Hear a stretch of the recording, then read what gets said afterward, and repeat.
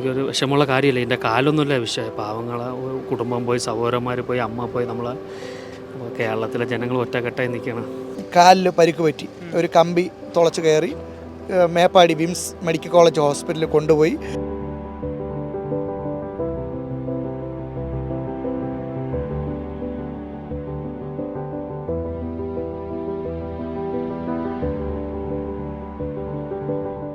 ഞങ്ങളൊരു ചൊവ്വാഴ്ച ഒരു 12 മണിയായപ്പോഴത്തേക്ക് ഹൈദരലി വിളിച്ചിട്ട് ഇങ്ങനെ നമുക്ക് വയനാട് പോയാലോ എന്ന് ചോദിച്ചു.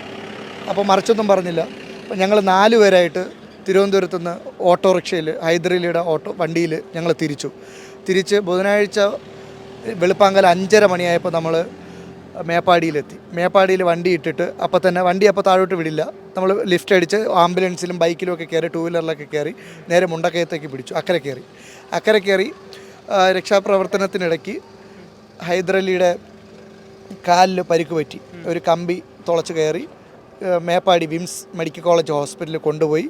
ഇന്നിപ്പോൾ 6ാമത്തെ ദിവസം. ഇന്ന് ഡിസ്ചാർജായി ഞങ്ങൾ ഇറങ്ങി ഇവിടുത്തെ ക്യാമ്പിലുള്ള ആൾക്കാരെയൊക്കെ ഒന്ന് കാണാൻ വേണ്ടിയിട്ട് ഇറങ്ങിയതാണ്.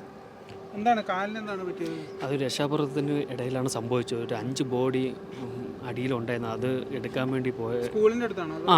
സ്കൂളല്ല, സ്കൂൾ കഴിഞ്ഞ് മറ്റേ മുണ്ടക്കയിൽ അവിടെ വെച്ചാണ് ഈ സംഭവം നടന്നത്. അപ്പോൾ ആ ബോഡി എടുക്കാൻ വേണ്ടി ഒരു കല്ലെടുത്ത് മാറ്റിയപ്പോൾ കാലൊന്ന് സ്ലിപ്പായി പോയി, ചെളിയിലാണ് പോയി കൊണ്ടത്. അപ്പോൾ അതിൻ്റെ അടിയിൽ കമ്പി ഉണ്ടായിരുന്നു, അങ്ങനെ പൊത്തി കയറിയതാണ്. 5 തയ്യലുണ്ട്.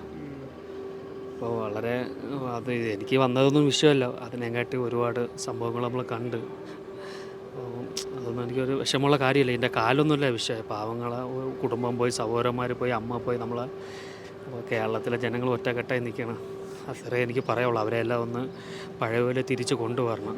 നമ്മളെ ഏറെ വേദനിപ്പിക്കുന്ന ഒരു സംഭവം എന്ന് പറഞ്ഞാൽ വിംസ് ഹോസ്പിറ്റലിൽ 5ാമത്തെ ഫ്ലോറിൽ 1ാമത്തെ വാർഡിൽ അവന്തിക എന്ന് പറഞ്ഞൊരു മോളുണ്ട്, 8 വയസ്സായ. അപ്പോൾ 3ാം ക്ലാസ്സിൽ പഠിക്കുന്ന മോളുടെ അച്ഛനും അമ്മയും സഹോദരനും ഒക്കെ നഷ്ടപ്പെട്ടു. അപ്പോൾ അത്തരം വേദനകൾ അതൊക്കെ കാണുമ്പോൾ നമ്മളെ മാനസികമായി വല്ലാതെ തളർത്തുന്ന ഒരു അവസ്ഥയാണ്.